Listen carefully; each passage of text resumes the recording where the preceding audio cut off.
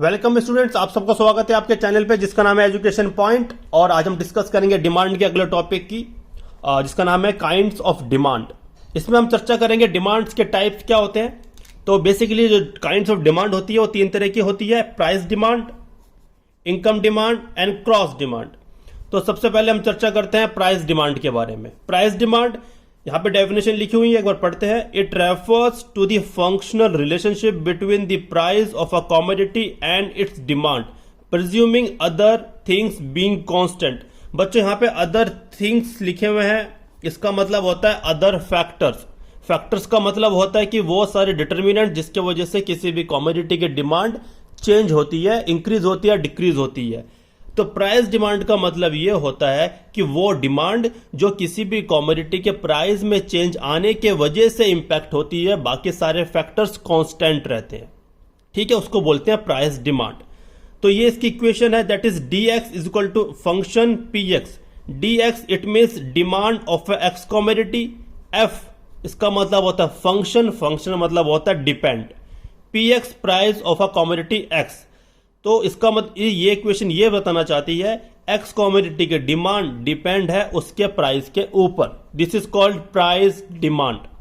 हम बताना चाहते हैं अदर सेक्टर की क्लास ऑलरेडी हम ले चुके हैं, आपके प्लेलिस्ट में अपलोड है, आप उसको विजिट करके अच्छे से उसके बारे में नॉलेज ले सकते हैं।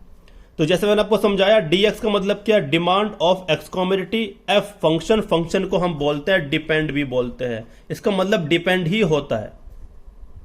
f मतलब प्राइस ऑफ अ कमोडिटी। तो ये हुई हमारी प्राइस डिमांड। इसका मतलब एक कमोडिटी की डिमांड जब उसी के प्राइस के ऊपर डिपेंड हो उसको बोलते हैं प्राइस डिमांड। बाकी सारे फैक्टर्स कांस्टेंट रहेंगे। सारे फैक्टर्स क्या बचे इसके अलावा? Income, price of related goods, taste and preferences, वो सारे फैक्टर्स कांस्टेंट है। प्राइस की चेंज आने के वजह से ही डिमांड चेंज आएगी, उसको बोलेंगे price demand. I hope price demand आपको बहुत अच्छे समझ में आ गया होगा। अब हम चलते हैं इनकम डिमांड के ऊपर। इनकम डिमांड क्या कहती है, आइए समझते हैं।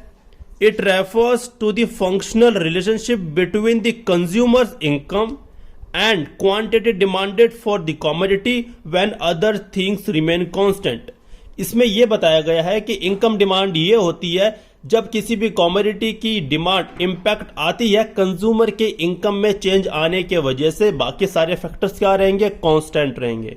Other things remain constant. Things मतलब जैसे मैंने आपको बताया फैक्टर्स। फैक्टर्स क्या क्या होते हैं यहाँ पे अदर फैक्टर्स क्या है? यहाँ पे है price, price of related goods, taste and preferences. लेकिन यहाँ पे क्या इंपैक्ट आ रही है? इनकम। और इनकम को हम इकोनॉमिक्स में डिनोट करते हैं वाई से। दोबारा समझाने की कोशिश करता हूं। जब किसी भी कमोडिटी की डिमांड इंक्रीज होती है या डिक्रीज होती है only due to change in the income of the consumer, उसको बोलते हैं इनकम डिमांड। दोबारा बताता हूं, जब किसी भी कमोडिटी की डिमांड चेंज होती है कंज्यूमर की इनकम में चेंज होने की वजह से, बाकी सारे फैक्टर्स क्या रहेंगे? कांस्टेंट रहेंगे, उसको बोलते हैं इनकम डिमांड। ये इसकी इक्वेशन है, आइए समझते हैं। dx, x एक कमोडिटी है, d मतलब उसके demand, f function, y function मैंने आपको बताया ऑलरेडी क्या होता है? डिपेंड। y मतलब क्या होता है? इनकम।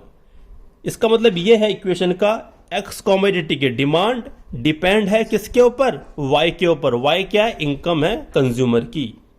सो इनकम डिमांड का मतलब हुआ जब किसी कमोडिटी की डिमांड कंज्यूमर की इनकम के ऊपर डिपेंड हो और बाकी सारे फैक्टर्स कांस्टेंट हो, उसको बोलते हैं इनकम डिमांड।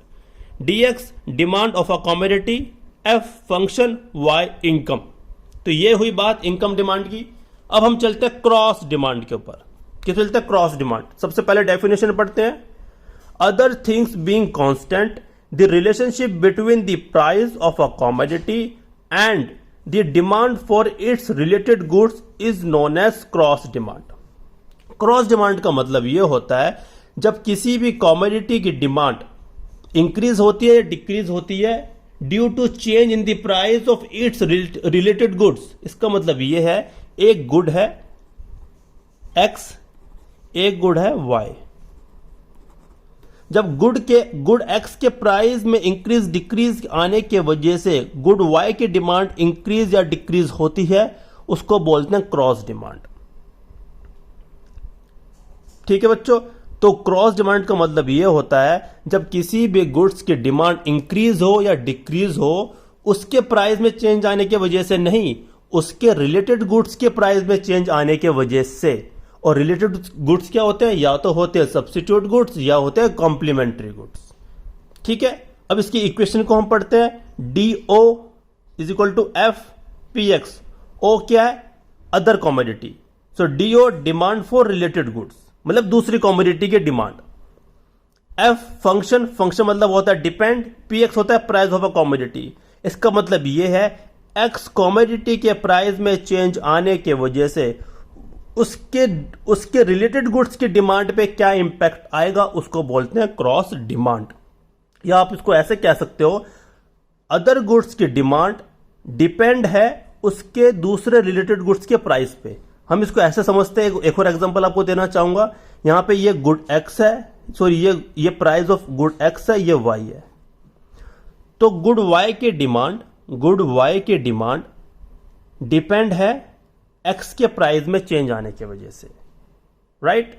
तो क्रॉस डिमांड का मतलब आपको समझ में आ गया होगा। यहां पे बेसिकली हम बात करते हैं दो तरह के गुड्स की, substitute goods and complementary goods.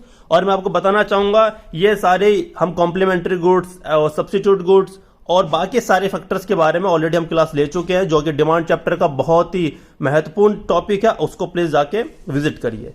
So kinds of demand के बारे में इतना ही। तो बने रहिए अपने चैनल के साथ। अगर आपको कोई टॉपिक इसमें समझ में नहीं आया है, कोई स्टेटमेंट समझ में नहीं आई है, आप हमें कमेंट करके बताइए। हम कोशिश करेंगे आपका डाउट क्लियर करने के लिए। और बने रहिए इस चैनल के साथ और हमें फॉलो करिए इंस्टाग्राम के ऊपर, ताकि आप अच्छे से पढ़ सके। धन्यवाद।